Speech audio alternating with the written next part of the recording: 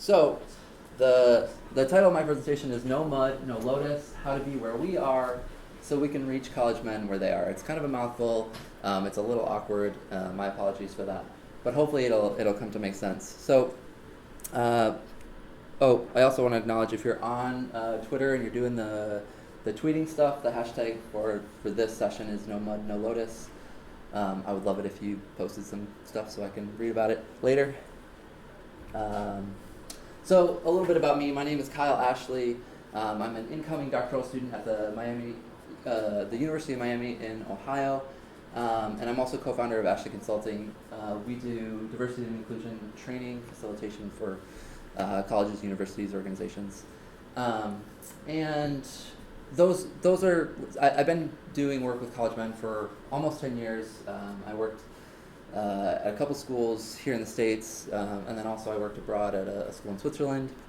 This past semester I was on semester at sea, and so did some college men's development on board the MB Explorer with semester at sea, so that was kind of cool. So I have a little bit of experience. Those are sort of like my professional credentials, my professional title, but I think in student affairs we like to think of ourselves as more sort of holistic people and think beyond just like our professional titles and that sort of thing. So I like to talk a little bit about who I am as opposed to what I do, right? So I heard this great TED talk from a cohort mate of mine who's going to be at Miami, and she talks about the difference in introducing ourselves between who we are and what we do, right?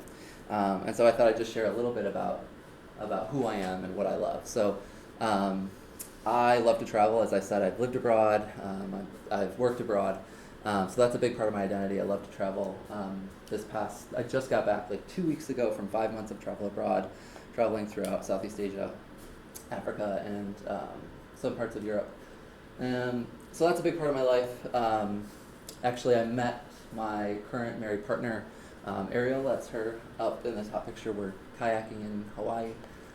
We met abroad, so we actually met at the school that I was working at in Switzerland, and we now are married, and we've developed this business together. And I also love to eat. I love food, like more than most things in life. I love food so much. I love to cook, and that's kind of how we travel as well. We like to eat in all the places that we go to, and we find that's like a really cool way to engage in the culture. So that's a big part of who I am. And then I also am really passionate about social justice, and so that I've made that a part of my life's work and my career path, and specifically in working with college men and helping them better explore who they are and how to make healthier choices and how to be just better humans in general. So that's a little bit about who I am rather than just what I do. So the title of this presentation is No Mud, No Lotus. And so I've done a lot of thinking about this title and why I chose this title, but I'm really interested to hear what you all think about the title and maybe why you decided to come to this particular session and maybe what you're hoping to get out of it. So yeah, just anybody who wants to shout out like what this title might mean to them and why you chose this session. For me, the title is it says that when I think of mud, you often think some kind of sticky. You want to catch something, you can catch something in it. And it's actually been used to catch people instead of coaching or catch things. So I'm thinking you want to catch these college men and get them to be a part of your program. You want to get your lotus, you got to catch something they'll stick to. Interesting. I like that. What else? What are some other things that this quote sticks out for people? Yeah. Mud is where the dirt is, and I think whether I'm thinking about gender socialization of our 5-year-old dude and what he's experiencing in structured spaces, and the 18-year-old young men that I work with, I feel like I need more of my toolbox to work with existing structures that don't necessarily love men the way they need to. Start. Yeah, I think that's a great start. I think both of what you said is true, right? It's about working through the mud and also using the mud as a way to work with our college students, right? So the piece that Dr. Laker shared about his kids, right? He said he has 5 kids, he has 4 boys, and he said he's not sending his boys to us if we don't love them, right? For me, that was like a punch in the gut. Like, for me, that was like, heads up, student affairs educators, we got some work to do, right? Like, if we want to serve our future men well, we got to learn how to love them better, right? So for me, that's what my session is going to be all about today. So this quote is from Thich Nhat Hanh. He's kind of a global leader in terms of Buddhism and mindfulness. And since traveling abroad, I've been sort of delving more into the idea of Buddhism, mindfulness, meditation. And I've looked more into his work, and this quote has stuck out for me. As I said, I put this proposal together before I traveled. So I'm really glad it worked out that I started looking into it, and I'm learning lessons from it now since my travels and as a result of my travels. So I want to continue thinking about this quote and sort of the themes that will run through it throughout the rest of the presentation, but I just wanted to get a sense for maybe what some other folks were thinking it might relate to. So I want to start with a story from my travels. And so as I said, I traveled with Semester at Sea this past term. Folks familiar with Semester at Sea? It's a semester-long study abroad program that goes with about 650 college students around the world on a cruise ship. And we visited 12 countries in 112 days. And we traveled from San Diego west all the way through Asia, down the coast of South Africa, and then up to the UK. And so obviously just like so overwhelming in terms of all the different things that you experience in such a short amount of time. And so many stories that could relate, but this particular one stood out for me and I thought I would share it. So we were visiting Japan, Yokohama, Japan, and this was the first port that we were in. And so I went on a field program, which is sort of like a field trip with about 30 students, and we went to a Zen Buddhist meditation center. And it's actually the oldest Zen Buddhist meditation center in Japan, and we got to actually practice meditation with these monks. And so they practice what's called Zazen meditation. So it's kind of like the focus of their Buddhist practice, and the goal of this practice is self-awareness through meditation and mindfulness. And so just kind of picture yourself in a big open room. There's like bamboo matted floor. It's kind of exactly what you would imagine. There's like blue mats that are lined and filled with about 60 college students. And you've got monks up at the front of the room who are leading you through meditation. And the way that Zazen meditation works is it's really focused on breathing, it's focused on posture, and it's focused on like clarity of mind, right? So you sit for 15-minute sessions as still as you can with your legs crossed in lotus position. So that's like with your foot like up over your thigh, like both feet that way. And you just sit that way still for 15 minutes. And I like theoretically thinking about it, like it doesn't seem that hard, right? But anybody who's practiced meditation before knows that like it's actually pretty tough to do that. And so it is very painful, it's very challenging. Actually, there was one point where one of the students' legs was falling asleep, and she raised her hand and she said, "What do you do if your leg starts to fall asleep?" And the monk says, "You just let it fall asleep. It's uncomfortable. Sometimes life is uncomfortable." Right? So it's this idea that like you gain clarity and mindfulness despite the pain, right? And so it was really interesting practicing this meditation with these monks at this beautiful temple in Japan. But the best part was after we were done, we got a chance to talk with the monks and sort of like hear their stories and learn who they were. And it's really fascinating to get to know them because some of these people, you know, they devote their whole lives to being monks. And so some of these people have been doing it since they were really little, like maybe even born into being monks because their parents or you know their family members did it as well. And so it's just really fascinating to hear why somebody would do that and what it's like. And so one of the students asked this monk here, he was at the front of the room, he was asked, "What's the most challenging part about being a monk? What's the most difficult part? And so he's sitting up at the front of the room, and he's got this microphone in his hand, and he sort of thinks about it for a while. And as you can see, he's not like a young dude, right? Like, he's got some years under his belt. And he says, "I'm just a baby monk. I don't have the luxury of discontent." So I'll say it again. He says, "I'm just a baby monk. I don't have the luxury of discontent." So for me, this was like a really powerful answer to this question, right? Like, what do you think is the hardest part about your life? Like the decision that you made to commit your life to being a monk. And he says, "I don't get to think about how hard it is, right? I don't have that luxury because I'm just a baby monk." So I want you to continue to think about this story and this quote as we continue on through the presentation, and I'm actually going to come back to it at the end. But for me, this was a really powerful lesson in the way that I practice student affairs and the way that I hope we can practice student affairs with our college men. So to go back to the no mud, no lotus thing, and as the two folks who shared their thoughts and kind of hit on it exactly, no mud, no lotus kind of means if we want to get to the place of working with college men successfully, of doing student development successfully, we've got to be willing to do some work, right? And so the lotus in this case is doing student development. As educators, that's what we do, right? That's our ultimate goal, is we want students to grow, we want them to learn, we want them to be more holistic human beings, right?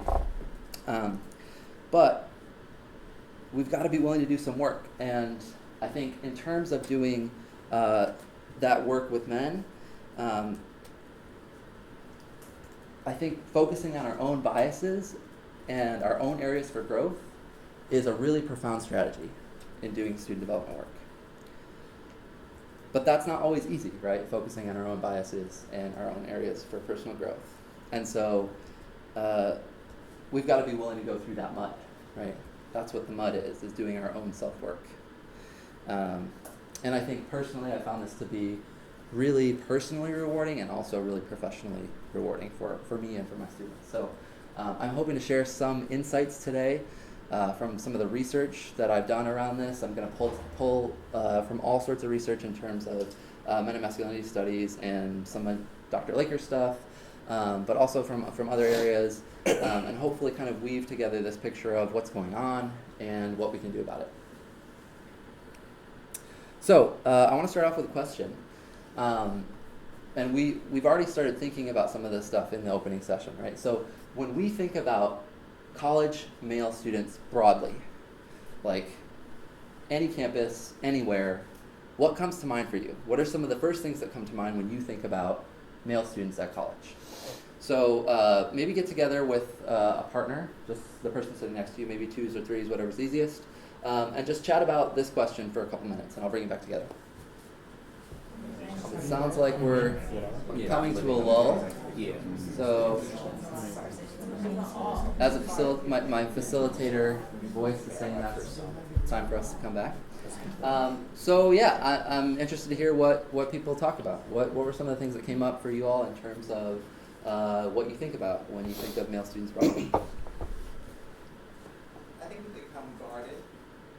When we want to work with them individually, it's very hard for us to sometimes push through because there's so many walls that have already been created, and they're in the process of creating more as we speak with them. So it's hard to sort of get them to trust you enough to take what you're saying the right way. So that was the first one. When you first mentioned it, that's what I thought. I thought about it. That's what I deal with every day. So Particularly men of color, because I work in minority institutions. So there are barriers, significant barriers that you experience. Yeah, absolutely. Yeah.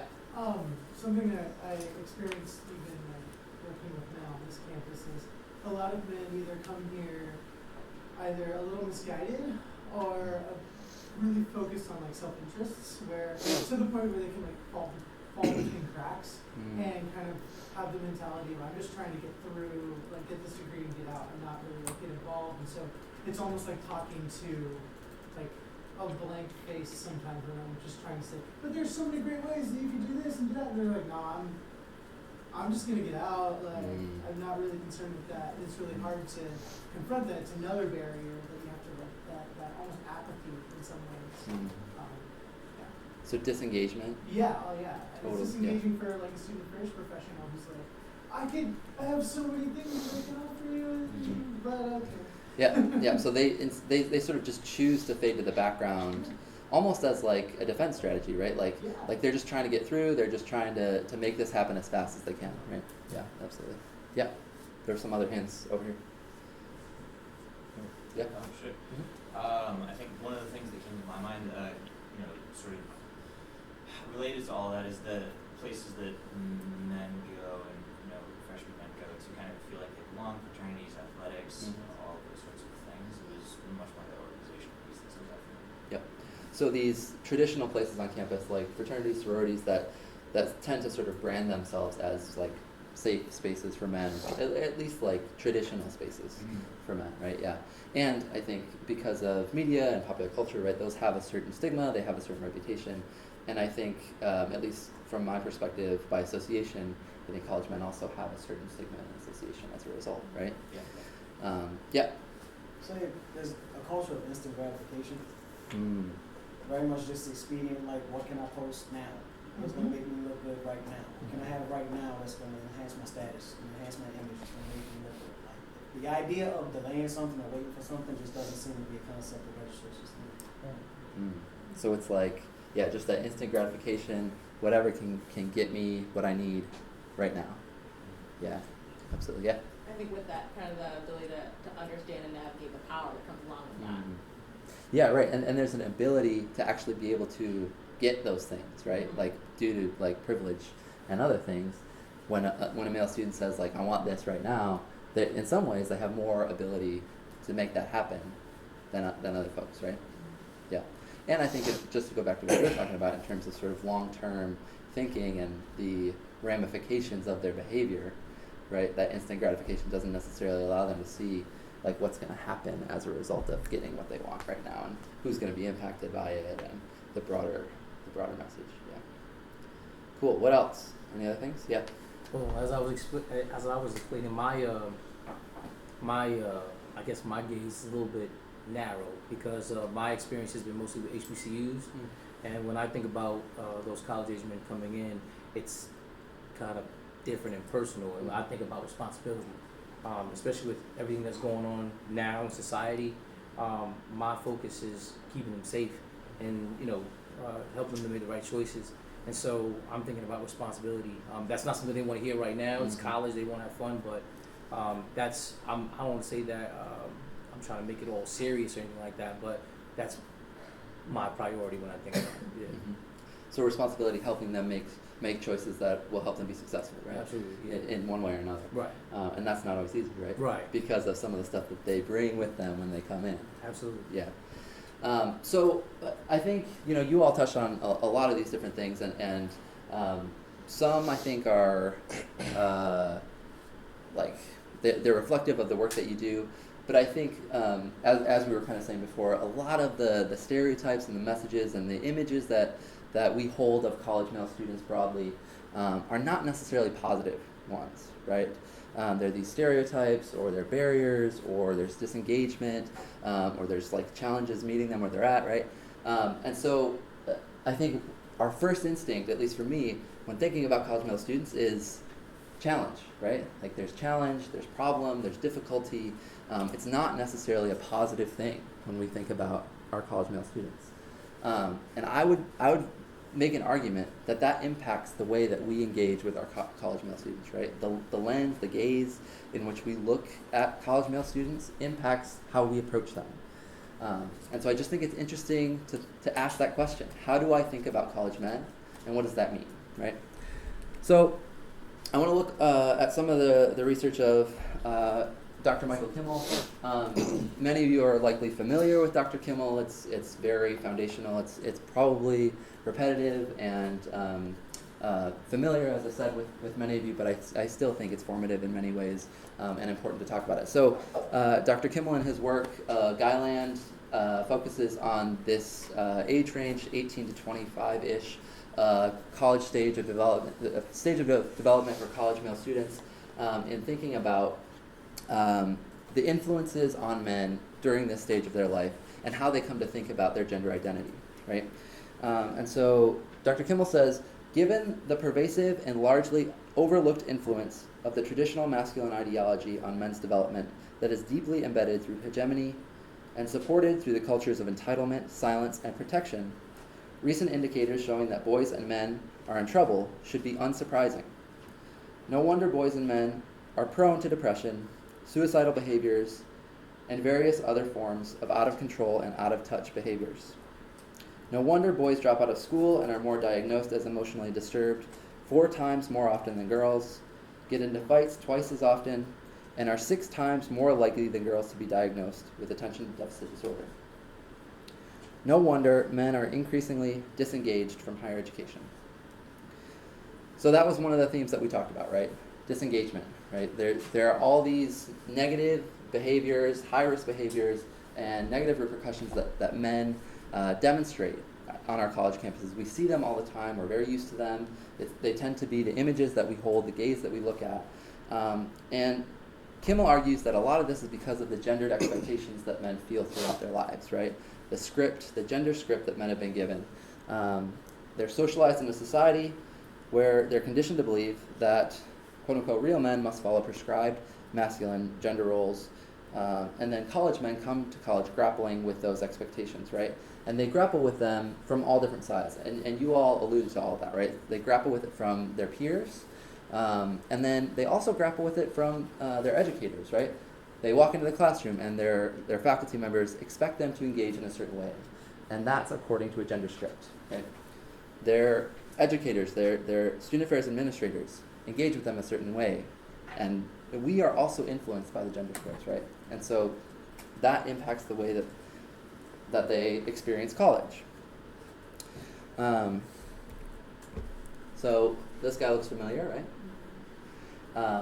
And as I said, I think he set up my presentation really well, because a lot of what he said, I'm going to use some of that and talk about some of that here too. So Dr. Laker has done a lot of research around college men and the work that we can do as educators to better serve them.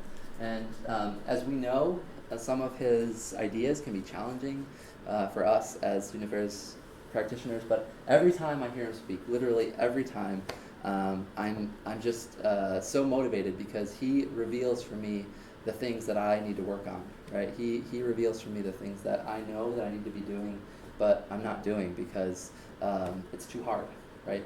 And he sort of is courageous enough to reveal some of that stuff, and I think it's because he does it himself. Like he does that work himself.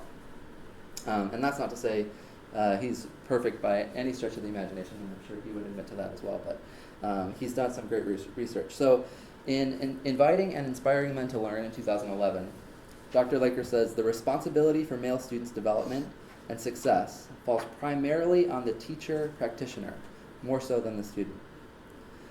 We're placing more blame on our male students than I believe they deserve. The student affairs field in particular socializes practitioners in a professional ethos that displays, frankly, a distaste for our male students, particularly those who exhibit traditional masculine gender performance.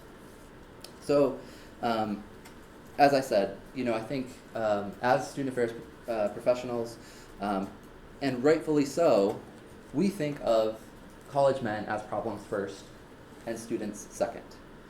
And that's not for everyone, but I think it is understandable given that most of our interactions with them are about them as problems, right? Most of our interactions with them are about their problematic behavior, uninclusive language, whatever it may be. Those tend to be the touch points, right? We interact with them because they've done something they shouldn't have done. And so we start to develop this negative lens of them. And as I said, I think that has an impact on the way in which we work with them. And so there's this concept, bad dogging, and again, Dr. Laker alluded to this, in which men are shamed, essentially, for their individual behavior. And so I just want to break down this concept a little bit. Are there folks in the room who are familiar with this idea of bad dogging? Yeah, okay. So in 2005, Dr. Laker sort of branded this idea of bad dogging, and the way that he defines it is the diminishing and non-developmental approach often taken by practitioners and teachers in responding to male students, especially when responding to inappropriate behavior. So the diminishing and non-developmental approach often taken by practitioners and teachers in responding to male students. And for me, I think it's really important to kind of unpack this, because I also think we do bad dogging around bad dogging, right?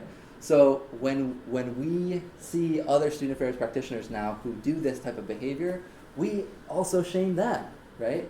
For doing that. And so like it's this whole kind of like domino effect, and for me it's about an unwillingness to do our own work, right? So the thing about bad dogging is that the motivation behind it is positive, right? We see inappropriate behavior, we see something that somebody's doing wrong, and we want to correct it. And so we focus on that individual behavior. Bad dogging is about the individual behavior, right? And I think it accurately and appropriately addresses that individual behavior. I think what bad dogging does not do is focus on the root cause. It doesn't necessarily look at the bigger picture of what's going on behind that behavior, right? So you look at like an inappropriate comment or a joke that one of our male students might make. And if we bad dog and tell them like, don't say that, that's really inappropriate, why would you say that, right? That addresses that one behavior, but it doesn't look at the bigger picture. It doesn't look at why they came to understand that it's okay to say that in that moment, and what saying that in that moment does for them, right? Because it does something for them. It makes them feel a certain way, and it thinks that it will achieve something for them in terms of their emotional or social capital. And so I think it's really important to unpack that, because I don't think necessarily bad dogging is like villainized, right? It shouldn't be, because I think in effect it's good. It's doing what it's intended, but it's also neglecting a bigger picture and something more important. So I want to share a story about a student that I worked with at Dartmouth College. His name was Spencer. Well, we'll just say his name was Spencer. His story kind of illustrates this this bigger, broader stroke picture of gender role conflict that we've started to paint here, right? So we've got Dr. Kimmel, who's talking about cultural scripts and hegemonic masculinity and how men and boys learn that growing up. And then Dr. Laker talks about how we as educators also contribute to the way that men experience their college experience. So I had this student, his name was Spencer. He's a German student who's studying at Dartmouth College, and he was a former Olympic cyclist, and he came to Dartmouth on scholarship to cycle for their college team. And after 2 years of being on the team, he decided he didn't want to do that anymore. He quit. And in getting to know him, I learned that was mostly because he didn't feel like he fit within that culture. So there was this sort of, he didn't necessarily use these terms, right? But he said it was like a hegemonic masculine, traditional masculine culture. And the way that he expresses his masculinity just didn't fit there. And so he decided he didn't want to deal with that anymore, and so he quit the cycling team. And so before he came to Dartmouth, he also did some work in Germany around sex positivity and positive sexual health. And so he was really energized by that work. He wanted to get more involved with that, and so when he came to Dartmouth and he quit cycling, he thought, like, what better work than doing this stuff that I was really passionate about in Germany. So he sort of dove into that at Dartmouth, and he got really involved in some student organizations, and the office that I worked at was the Gender Center, in trying to get involved in that sexual health education stuff that really energized him. But after a year of doing that, he got really frustrated because he had so many of his peers and other people confront him about his privilege and the language that he was using and all these other things. That he got really frustrated, and he felt like he wanted to quit that as well. And so he was sort of left feeling like he didn't have a place, like he didn't belong anywhere, right? So he came in doing this one thing that he loved, There was a community there that sort of made him feel like you don't belong here because the way that you express doesn't fit. So then he decided to go somewhere else that was totally different, and maybe more in line with who he saw himself. And then he also had people tell him that he didn't fit there, right? And so I only got to know this stuff because I worked with him closely, and I got to know his story. But I think Spencer's story really illuminates like what a lot of our college men experience, right? They don't feel like they have a place. They're feeling lost. They don't know where they belong on our college campuses. So I'll talk a little bit about Dr. Brene Brown, some of the work that she's done, some of the stuff that we've talked about also with Dr. Laker alluded to similar types of research, but I think some of the work that she's done around shame can help us understand this bigger picture of what college men are experiencing and what students like Spencer are experiencing. So in Daring Greatly, Brene Brown says, shame can only rise so far in any system before people disengage to protect themselves. When we're disengaged, we don't show up, we don't contribute, and we stop caring. In 2008, she wrote another book and she said, when we feel shame, the fear of shame, we are more likely to engage in self-destructive behaviors, to attack or humiliate others, or to stay quiet when we see someone who needs help. So again, when we feel ashamed, we're more likely to engage in self-destructive behaviors, to attack or humiliate others, or to stay quiet when we see someone who needs help.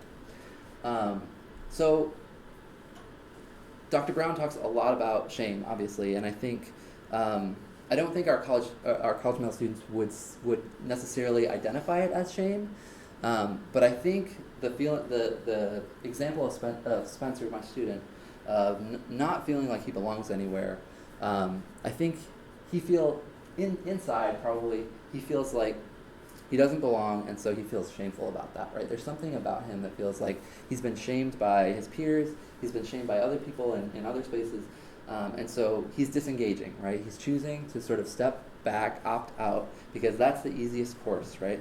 And that was mentioned earlier in terms of some of the barriers that we experience with our college male students, right? They disengage. And part of that, I think, is a survival strategy because they don't feel like they belong anywhere. If they don't belong anywhere, they're just going to check out, try and get through as fast as they can. We have these male students who are feeling lost. I want to be careful not to paint a woe is me picture of our college male students, because I think as we've established for centuries of work and all the feminists who have come before us have helped us understand that men have significantly more opportunity, more privilege than anyone else, and I think that is absolutely true. I also think they do experience struggle and they do experience challenge. I don't think the two are mutually exclusive, and I think that Dr. Laker also acknowledged some of that earlier. So we have college men who are feeling lost, and we can start to see how that happens, right? The stuff that Kimmel talks about, the stuff that Laker talks about, the stuff that Dr. Brene Brown talks about. It helps to sort of paint this picture of larger hegemonic culture, as well as sort of college campuses that make students feel like they don't belong. And to me, this helps explain a lot. This helps explain a lot of the behavior that we're seeing on our college campuses and why we have this negative view of college men. And it doesn't necessarily justify individual behaviors, right? So when we see college men doing inappropriate things, the bigger context doesn't necessarily justify their behavior. It just helps us to understand where it's coming from, right? So that's kind of the bigger picture. So now I want to talk about this question. So when you think about the students that you work with on a daily basis, the male students that you work with on a daily basis, do you genuinely like and enjoy those students, the ones that you work with every day? So get together in the same groups that you were talking with have that conversation, and then we'll come back together in a few minutes. Cool. Okay, so when I first posed this question of do you genuinely like and enjoy the male students you work with regularly, I heard like almost a resounding yes from many folks in the room. So I'm interested to hear from you all what you talked about and maybe why that's the case and what your experiences is with your students that you work with regularly.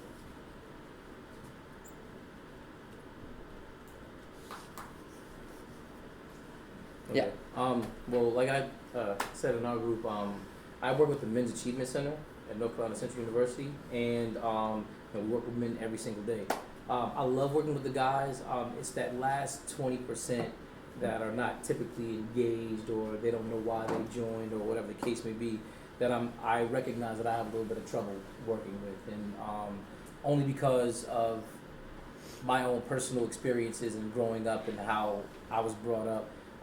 When people are not of the same raising, it's hard for me to connect sometimes. But I also said that that's an opportunity for dialogue. So if you can talk about how you were raised, I can talk about how I was raised, and we see, okay, I see some commonalities there that we can connect with. So, yeah. That stuff was really great, and I think like we're gonna keep coming back to like a lot of the things that you just talked about. But I think one of the key things that you touched on is that you develop relationships, right? Right.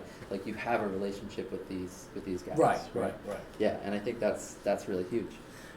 Okay, so what are some of the other things that you talked about in terms of the men that you work with and what that's like? Yeah. Well, we were talking about just how much we enjoy working with the men in an individual setting, how you can have an impact, but sometimes it's harder when you're working in your institutional setting and the expectations, and sometimes when the numbers don't come back or the data doesn't show a program was effective in a larger sense, but you know that one or two that was positively impacted. So we talked about it from the lens of working with an individual versus the program or group aspect, and how it can be challenging at times. Yeah, and I think just to go back to the relationship piece, right? Like when we're doing those larger scale programs or those campus-wide initiatives, it's really hard to develop relationships in those settings, right? And we don't have a chance to hear stories, we don't have a chance to connect and share our perspective, right? So I think that makes it a lot harder. Yeah. And even when we do, how do we quantify that for the... Yep. And sometimes it's even that we do have a positive impact, and the students agree, but because of how much they realized that they didn't know or that they learned throughout the process, they actually write down that they like negative results, right? Like, I actually don't know as much about this as I thought I did after this experience or this engagement, right? Which in terms of data, that looks horrible, even though students, like, that's actually a really positive effect, right? So anyway, I think that's in terms of data and how to figure out how to report that stuff. But what else? What are some other things that come up in terms of having relationships or working with our male students on a regular basis? Yeah. One thing that comes up for me, so like every day, regularly, I really enjoy working with male students that I engage. I do a lot of social justice education, and I think I really enjoy engaging non-identified students within those conversations, but I often go into them kind of with guard up. So like, I know if I'm going to get some pushback or around a certain topic, I'm kind of actively counting in the room, like where that's going to come from, and how I can navigate that and shape the conversation to bring them in versus creating a situation that's like shaming or it's going to create a like defensive dynamic. So sometimes I like engaging that, and sometimes I feel like I need to check myself because before they even say anything, it's already running through my mind. Yep, it can be exhausting. You have to know like when you can do that, when you need to step back. Yeah, absolutely. And I think that like surveying the room and like sort of taking stock, I think that's a really important thing to do. I think it's something we all do, whether or not we admit to it or not, right? And I think it helps us sort of navigate how to have those conversations more effectively. But I also think sometimes it can put up barriers that we don't intend to, right?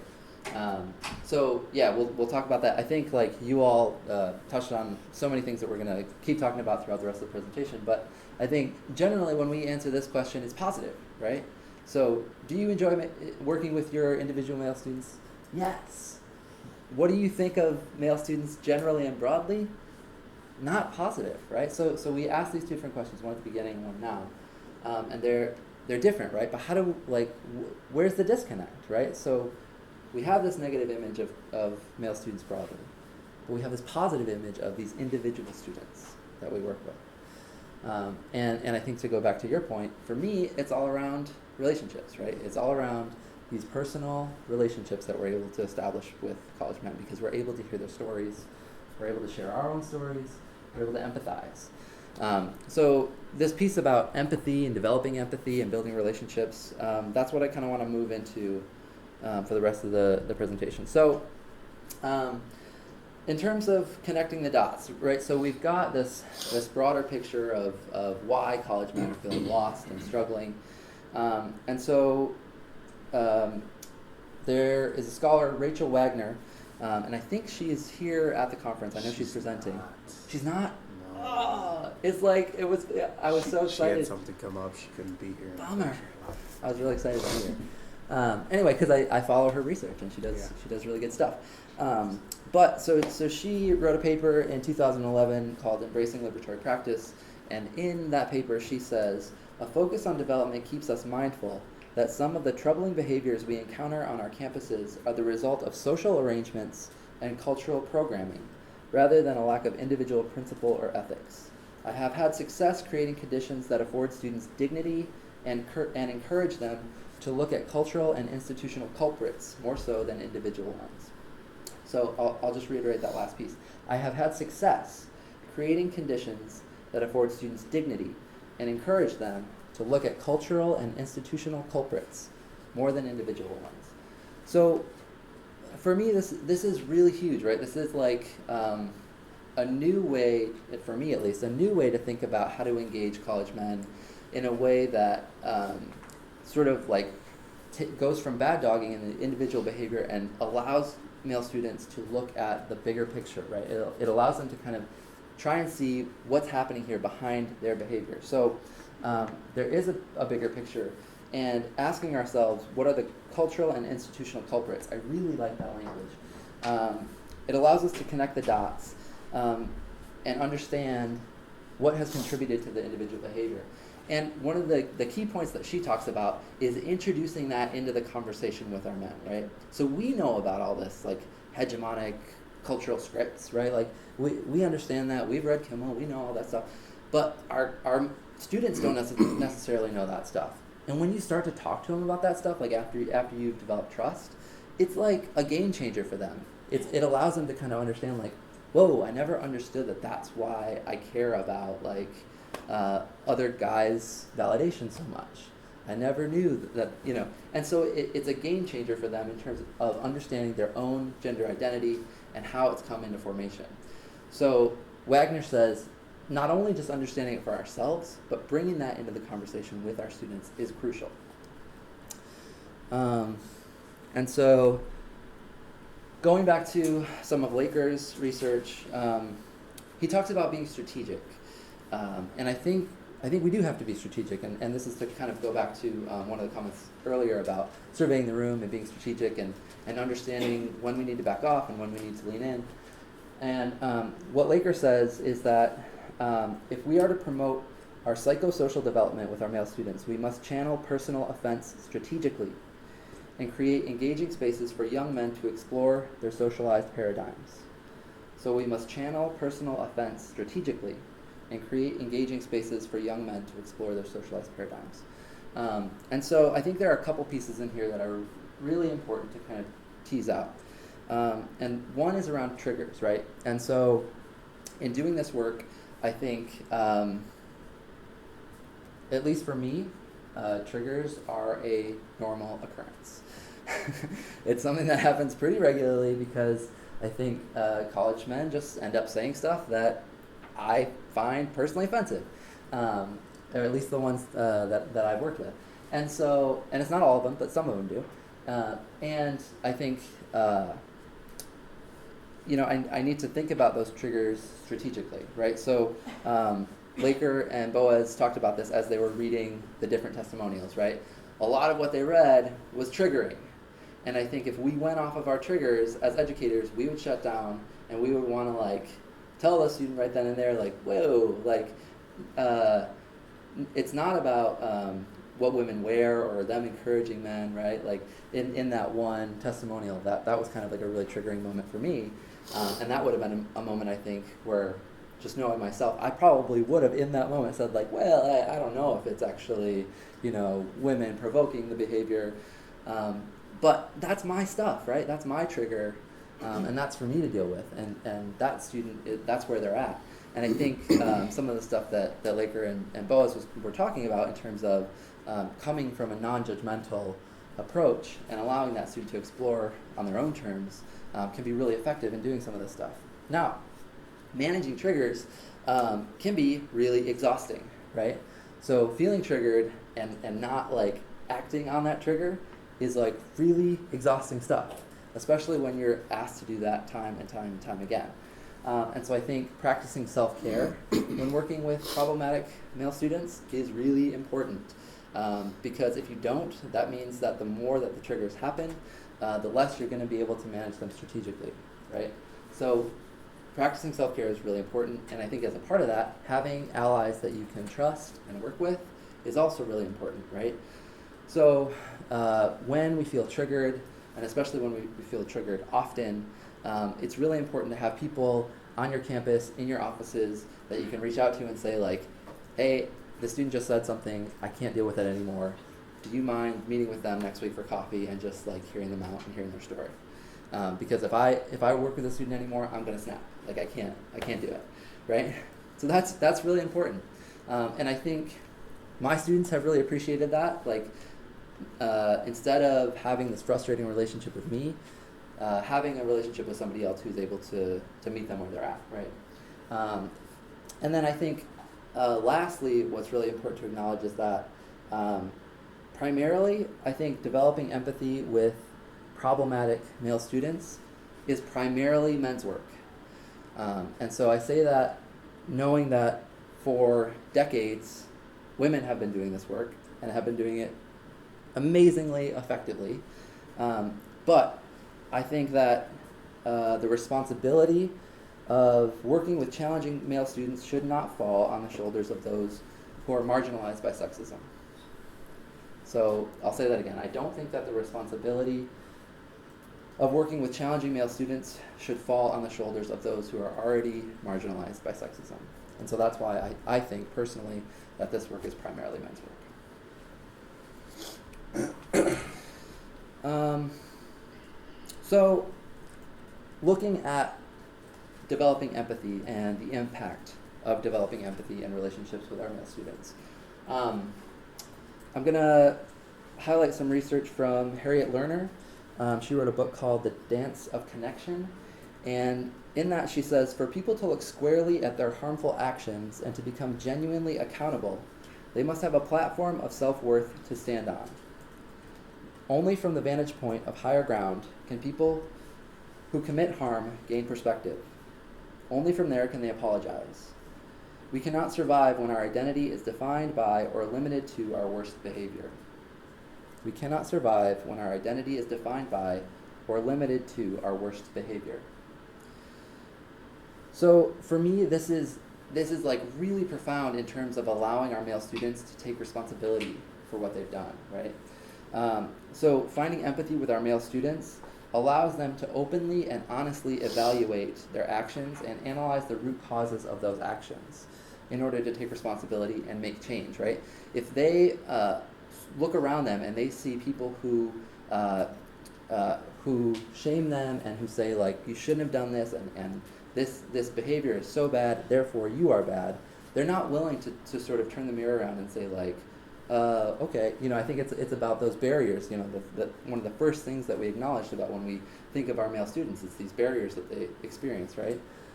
But with empathy, it allows them sort of a freedom to say okay, I'm accepted here, so now I can feel comfortable exploring my own areas for growth and maybe what I've done wrong and what I can do to change.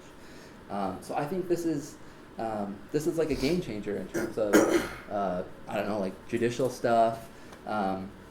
It can really make a huge impact in terms of college men taking responsibility and making change. And that comes through empathy. So I'll talk about empathy, and I'll go back to some of the work that Dr. Brene Brown has done, and she defines empathy in terms of 4 attributes. And these are sort of 4 skills that we can practice every day to help us develop more empathy with our male students, right? So this is kind of like what I think is like the list that everybody's been waiting for, right? A lot of times when we do trainings or facilitations, we look for like, what's the list? Like, what can I do? What are the skills? And so like these are things we can do. This is the list of tangible, concrete things that we can practice every day. So the first thing is perspective taking. The second thing is multi-partiality. The third thing is compassion. And the last thing is communication. So perspective taking is kind of all about trying to see the world from the other person's perspective, right? So putting yourself in their shoes, or trying to put yourself in their shoes, and see the world the way that they see it. And a lot of times it's really hard to do that, especially if we're personally offended, or if we really don't like the behavior that those students committed. It's really hard to put ourselves in their shoes and try and see from their perspective, right? But that's a key part of empathy, is trying to see from their perspective. The next thing is multi-partiality. So what is multi-partiality? It's just being multi-partial. So that means acknowledging multiple truths. So it's knowing that your beliefs, your own personal beliefs, are just as valid as the beliefs of the person who's sitting across the table from you, right? There's not just one truth, right? There are multiple truths. And the truths that we arrive at are a result of our own stories, right? And our own histories. And so the truth that I have about the world is a result of my story. And the truth that our male students have is a result of their stories and where they come from. So multi-partiality is just acknowledging that all of those truths are out there and they're valid. The third thing is compassion. So this is trying to understand the other person's feelings, right? So feelings of frustration, disappointment, anger. For us, when dealing with students who have done problematic things on our campus, it's hard to understand why they're feeling that way, right? It's hard for us to understand that they might be feeling frustrated or disengaged or whatever they're feeling. But that's a huge part of empathy, is trying to touch in and tap into what that other person is feeling, so that we can better understand where they're coming from. And I think the last thing is communication, and it kind of ties all these pieces together, right? So when we're working with our college male students, we can do these first 3 things. But if we don't tell them that we're doing these things, it might not make a difference. But when we do tell them that we're doing these things, it's like a game changer. So when you're trying to see from their perspective, and you say, I can see where you're coming from. Like I understand where you're coming from, and I understand how you see things. That's huge. A lot of these students have never heard that before. They've never heard an educator tell them, like, I understand where you're coming from. They've also not had somebody acknowledge that their position or where they're coming from is valid. Even though we might disagree with it, they've never had someone say, that's valid. Like, I totally understand where you're coming from. And they probably also haven't had people show them compassion and understand what they're feeling, even if it's not something that we're feeling in that moment, right? So communicating that we're doing all these things while we're engaging with them is a game changer. Like it really allows them to feel accepted in a way that they don't many other places on our campuses, right? And in those individual relationships that we have with our male students, because we do this stuff. We see the world the way that they see it. We acknowledge their truth. We understand their feelings, and we tell them those things. And they love that. That's why they show up. That's why they want to work with us. And that's why we're able to be effective in student development work with them. So Dr. Brene Brown says, shame resilience is about moving from shame to empathy, which is the antidote to shame, right? Empathy is the antidote to shame. If we share our story with someone who responds with empathy and understanding, shame cannot survive.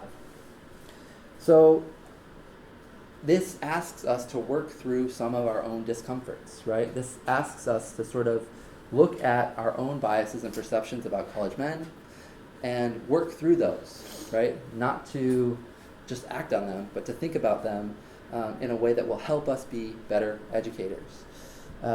So how do we do this? How do we effectively practice empathy with our students?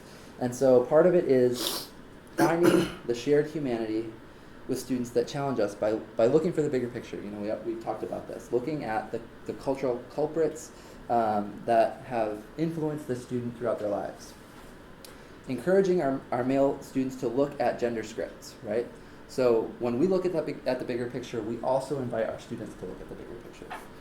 And then lastly, developing relationships through honest communication. And as we've said, communication and then following the rest of these aspects of empathy can play a huge part. So, as I said, I've been looking into to Buddhism and meditation, and Pema Chodron is a scholar and a well-known figure, and she says, only when we know our own darkness can we be present with the darkness of others. Compassion becomes real when we recognize our shared humanity. So again, doing this work and working through our own biases, our own perceptions of college men is not easy. And I think as Dr. Laker points out all the time, you know, it doesn't necessarily feel great to be reminded of the things that we know we need to do, but we don't do them. And so this quote about knowing our own darkness well so that we can be present with the darkness of others, I think for me that touches on this. And it's all about turning the mirror around. So for me, turning the mirror around and better understanding the root of my own areas for growth allows me to better understand and empathize with the root of others' areas for growth, right? So when I see a student do something that's problematic, and I have been like thinking about my own work and own areas for growth, I think I'm much more likely to look at that behavior and say like, ugh, that's really problematic. But like, I understand what's going on, and like, I've been there, and I got stuff going on too. And like, that's not an easy conversation. It's all to have with yourself. It's also not an easy conversation to have with your students. But I think that's the really powerful conversation, right?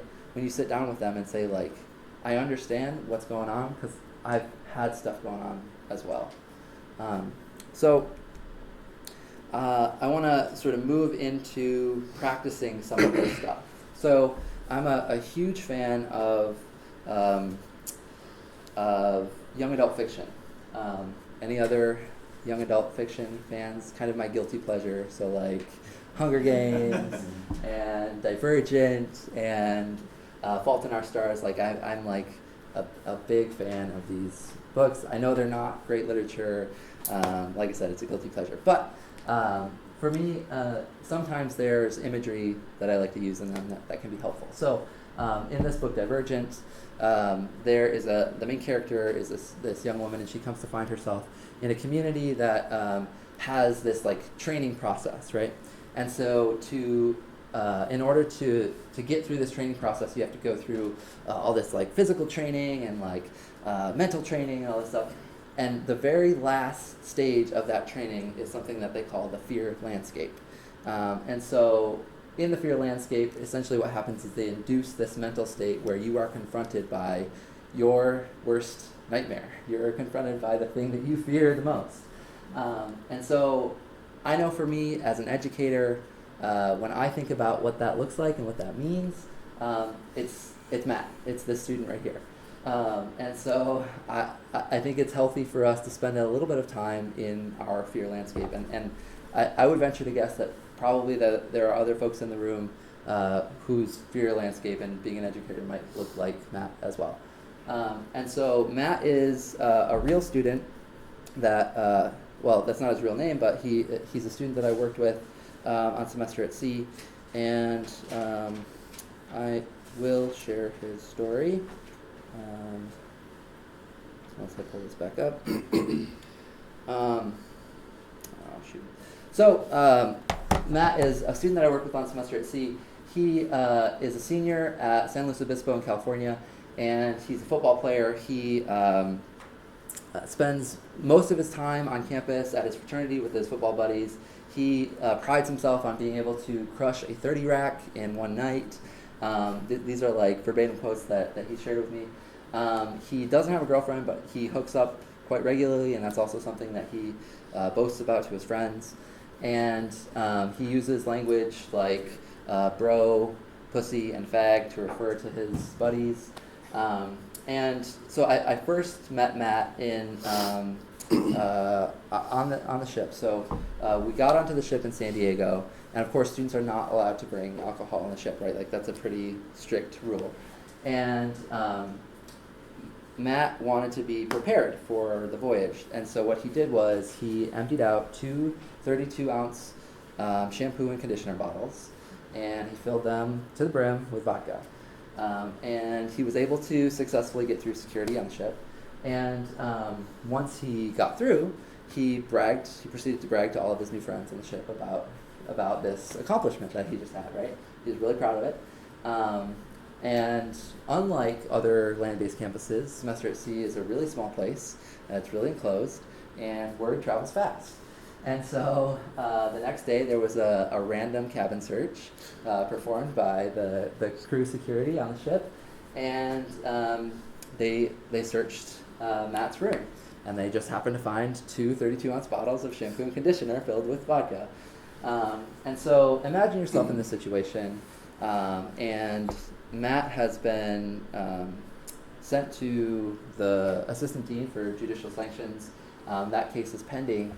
And you're sitting in your room preparing for your day at work, and somebody knocks on your door, and you open the door, and it's Matt. It's this guy right here at your front door. And he says, "Hey, I don't know you that well. I met you at the hall meeting. You seem like a nice person. I got in some trouble, and I need to talk." So that's the situation. Get in your small groups and talk about these three questions. First question is, what's your gut reaction?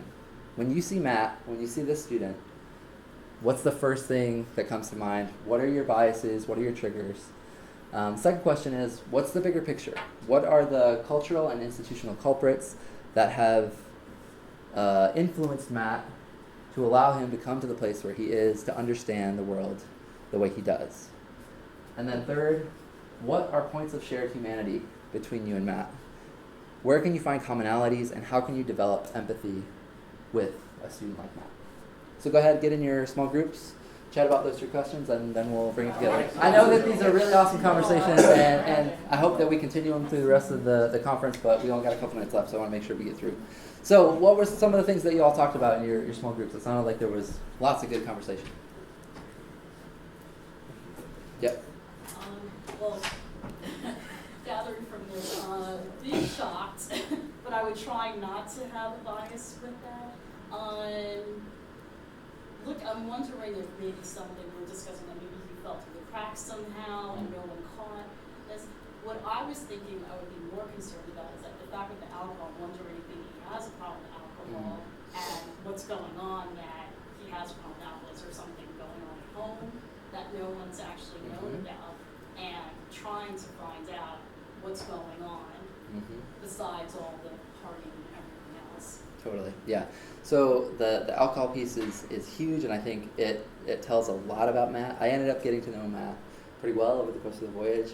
This incident happened within the first few days, and so I got to develop a relationship with him, and it taught me a lot about how to work with this type of student that I think, to be honest, I avoid this type of student on my land campus. Like, I see this type of student not even partying on his front lawn of his fraternity, but just talking with his buddies. And I cross the street because I don't want to interact with him, right? I don't want to have to deal with whatever's going to happen in his front yard that I don't see. And so getting to know Matt, I just learned tons about myself and the biases that I have about students like this. And a lot of it, I think, revolves around alcohol, but also what's right under the surface for the alcohol. Yeah, other stuff. Yeah. We're from a student conduct background, so immediately when we heard like, oh, he's already going through the judicial process, but he's coming to see someone, we were like, what is the reason you're coming to see me? Like, is it a personal reason, or are you trying to like get someone on your side? And so that was like a major trigger for us. Yep, totally. That's where my mind went. Yeah. If I'm going to run this, so when I shared with these guys, I ran the script that would have been going through my head, which is, your entitled ass is at my door because you want some help getting off the hook. Mhm. That's Yep. And that's exactly what he was thinking. That's, to be honest, like that's what he was looking for. That's Yep. our we all have mats, right? Like, Yep. Totally. Well, and I said that's what I think the cultural institutional culprit is, right? So what message is Jimmy that's from his family and his community that like the rules don't apply to me, or if you know the right person, that if you go build this relationship, right? Like there's a way to work the system. Absolutely. And because of some of like because of all the aspects of his identity, right? Like that often works and that made him work in his community, but he didn't come up with that on his own. Totally. No Yep. doubt. Absolutely. That's a great one. Yep. Yeah, and that you, like, in the way that you show up, Yep. you be the trusted ally, right? Absolutely. To kind of Yep. have his back and support him. I actually think the most interesting part about the whole story is that he bragged to the whole ship. Yep. Right? Until, social you know, capital. being a Yep. student, Yeah. like, in a fraternity, on a football team, who has, like, oh, we're out of here, who has an identity already, he's Yep. probably looking to establish that. Yep, absolutely. Yeah, you all hit on a lot of the stuff. So I would share more about Matt, but I want to end going back to the story about the Zen monks, right? So the Zen monk said, in being asked what is the most challenging part of being a monk, he said, "I'm just a baby monk. I don't have the luxury of discontent." But for me, when I heard that, what I heard him say is, "I'm committed to a lifelong process of personal growth, and I can't get in the way of my own success." Right? I can't get in the way of my own success. So as an educator, I still have work to do.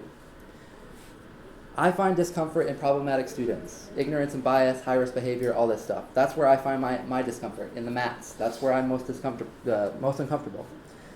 But to be an effective educator, I have to work through my own discomforts in order to help to develop all the students on my campuses, right? And my discomforts are about me. They're not about my students. And so I think doing that work has a profound impact on my own personal growth, on our students, and our campuses. Thank you very much.